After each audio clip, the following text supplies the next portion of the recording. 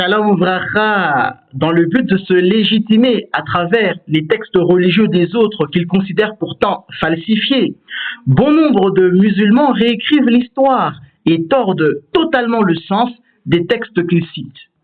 Et l'une des manipulations fréquentes à laquelle ils s'adonnent consiste à chercher à démontrer la présence de la Mecque et de la source d'eau de Zamzam dans la Torah, en prétendant qu'il s'agirait du désert de Paran, dont il est fait plusieurs fois mention dans le Tanakh.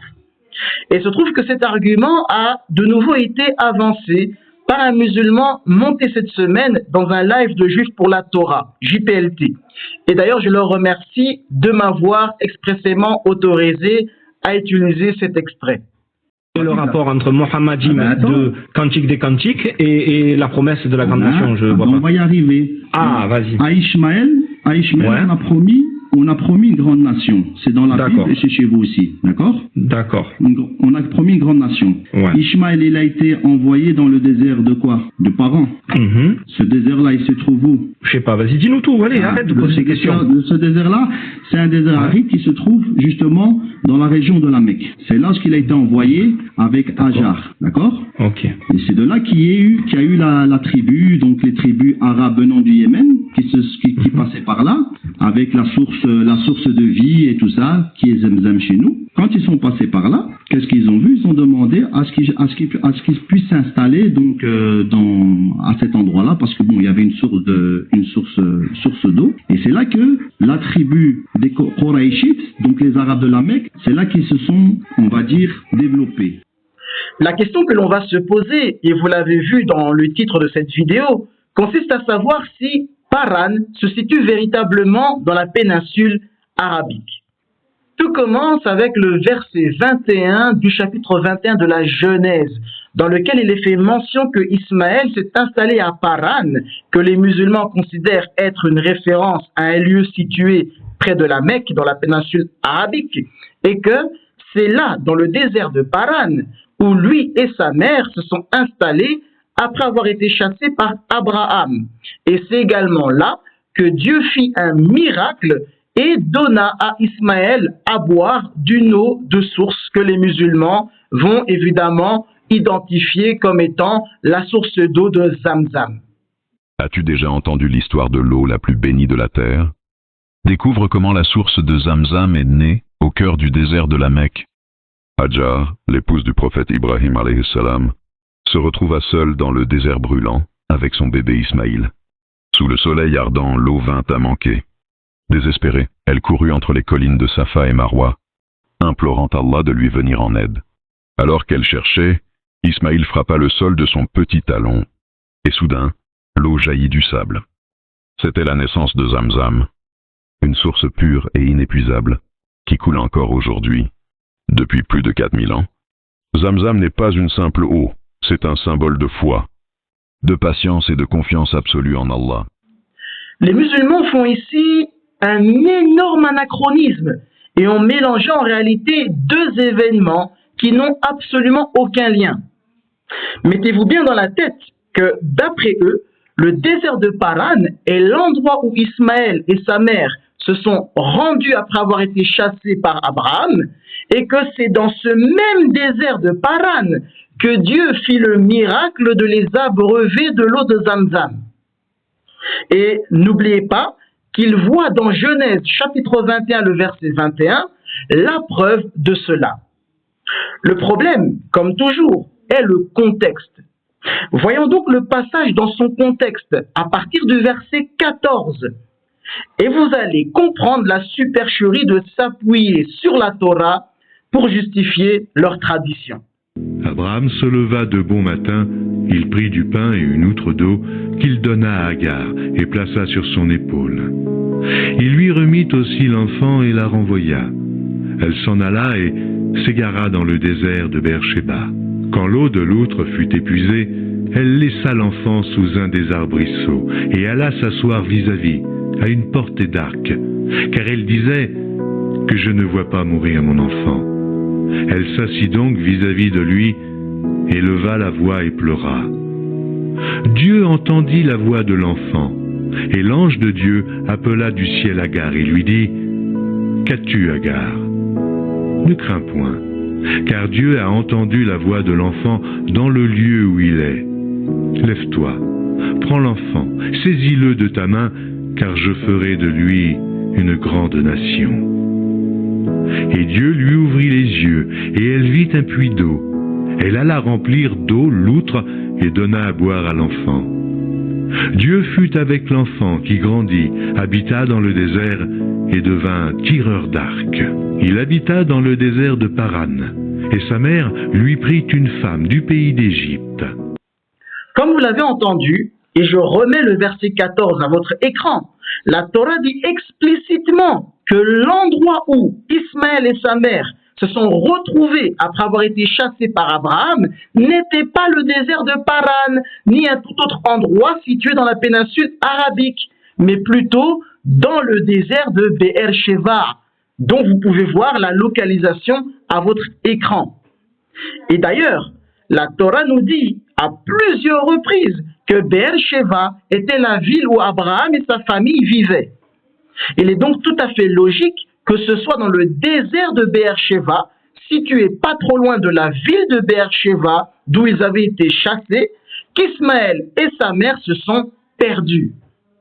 N'oubliez pas qu'à ce moment-là, Ismaël était un jeune garçon et que lui et sa mère voyageaient à Dodan avec une petite quantité d'eau. Ce qui indique que le voyage n'était pas destiné à l'origine à les emmener vers un endroit très loin, mais qu'ils étaient supposés s'installer quelque part à proximité. Cela rend donc impossible qu'à son jeune âge et à Dodan et avec si peu d'eau, qu'ils se soient retrouvés à la Mecque. Comme vous le voyez sur l'écran, ils auraient dû traverser tout le pays de Canaan ainsi que toute la Jordanie avant d'espérer arriver dans la péninsule arabique. Quoi qu'il en soit, nous venons de voir que l'histoire de la source d'eau qui leur est apparue pour les abreuver s'est passée dans le pays de Canaan, dans le désert de Be'er Sheva et non en Arabie. C'est seulement plus tard, après cet épisode et après avoir grandi, comme nous le voyons au verset 21, qu'ils se sont installés à Paran. Et l'indice capital nous indiquant que Paran n'est pas en Arabie est que le verset précise que sa mère lui choisit une épouse égyptienne comme elle. Puisque, n'oubliez pas que la mère d'Ismaël était égyptienne.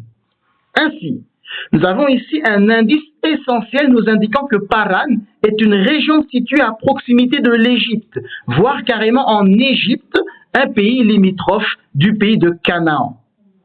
Les textes bibliques sont remplis d'allusions au fait que Paran se situe en Égypte ou entre l'Égypte et Canaan. Mais pour ne vous donner que quelques exemples.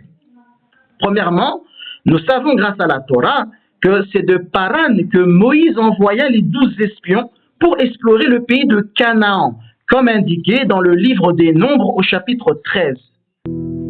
L'Éternel parla à Moïse et dit : Envoie des hommes pour explorer le pays de Canaan, que je donne aux enfants d'Israël. Tu enverras un homme de chacune des tribus de leur père, tous seront des principaux d'entre eux. Moïse les envoya du désert de Paran, d'après l'ordre de l'Éternel. Tous ces hommes étaient chefs des enfants d'Israël. Moïse les envoya pour explorer le pays de Canaan. Il leur dit : Montez ici, par le midi, et vous monterez sur la montagne. Vous verrez le pays, ce qu'il est, et le peuple qui l'habite, s'il est fort ou faible, s'il est en petit ou en grand nombre. Ce qu'est le pays où il habite, s'il est bon ou mauvais. Ce que sont les villes où il habite, si elles sont ouvertes ou fortifiées. Ce qu'est le terrain, s'il est gras ou maigre, s'il y a des arbres ou s'il n'y en a point. Ayez bon courage, et prenez des fruits du pays. C'était le temps des premiers raisins. Ils montèrent, et ils explorèrent le pays, depuis le désert de Tsin jusqu'à Rehob, sur le chemin de Hamath. Ils montèrent, par le midi, et ils allèrent jusqu'à Hébron, où étaient Aïman, Sheshaï et Talmaï, enfants d'Anak. Hébron avait été bâti 7 ans avant Tsoan en Égypte. Ils furent de retour de l'exploration du pays au bout de 40 jours. À leur arrivée, ils se rendirent auprès de Moïse et d'Aaron et de toute l'assemblée des enfants d'Israël, à Kadès dans le désert de Paran. Ils leur firent un rapport, ainsi qu'à toute l'assemblée, et ils leur montrèrent les fruits du pays. Nous voyons clairement au verset 3 que c'est de Paran que les espions furent envoyés. Et le verset 17 nous précise que les espions sont entrés dans le pays de Canaan par le sud. Or, il se trouve qu'en hébreu, ce n'est pas le mot darom qui signifie généralement sud qui est employé, mais le mot Negev, qui est le nom du désert situé au sud du pays de Canaan, comme sur la carte à votre écran, entre l'Égypte et le pays de Canaan. Cela indique encore plus que Paran est situé en bas du désert du Negev, donc soit en Égypte, soit une zone indépendante entre l'Égypte et Canaan. Cela ne peut absolument pas être en Arabie, puisque depuis l'Arabie, on ne peut pas pénétrer dans le pays de Canaan par le sud.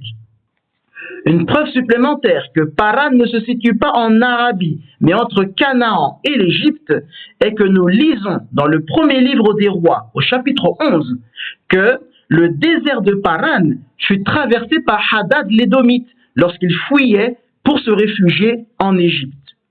L'Éternel suscita un ennemi à Salomon, Hadad, l'Édomite, de la race royale d'Édom. Dans le temps où David bâtit Édom, Joab, chef de l'armée, étant monté pour enterrer les morts, tua tous les mâles qui étaient en Édom. Il y resta 6 mois avec tout Israël, jusqu'à ce qu'il en eût exterminé tous les mâles. Ce fut alors qu'Hadad prit la fuite avec des Édomites, serviteurs de son père, pour se rendre en Égypte. Hadad était encore un jeune garçon. Partis de Madian, ils allèrent à Paran, prirent avec eux des hommes de Paran et arrivèrent en Égypte auprès de Pharaon, roi d'Égypte. Pharaon donna une maison à Hadad, pourvu à sa subsistance, et lui accorda des terres. Comme vous le voyez sur cette carte, le pays d'Édom était situé entre Canaan et la Jordanie, à proximité de la frontière égyptienne, mais très loin de l'Arabie. Et donc, quand les Édomites furent attaqués par les Israélites à l'époque du roi David, Hadad, qui était un Édomite, s'est enfui du pays d'Édom alors qu'il n'était encore qu'un jeune garçon et a trouvé refuge en Égypte en passant par Paran. Et d'ailleurs, dans la suite de l'histoire, exactement comme ce fut le cas avec Ishmaël, le roi d'Égypte accorda à Hadad, une fois qu'il avait grandi, une épouse égyptienne. Tout comme la mère d'Ismaël, après s'être installée à Paran, lui trouva donc une épouse d'origine égyptienne. Les parallèles sont frappants. Je ne sais pas ce qu'il vous faut de plus pour comprendre que Paran n'est pas en Arabie, mais plutôt une zone désertique au sud du pays de Canaan, entre Canaan et l'Égypte. Mais là encore, nous connaissons la chanson et le joker. Nos textes sont falsifiés. Kol Tov, Hazak, Uvarour.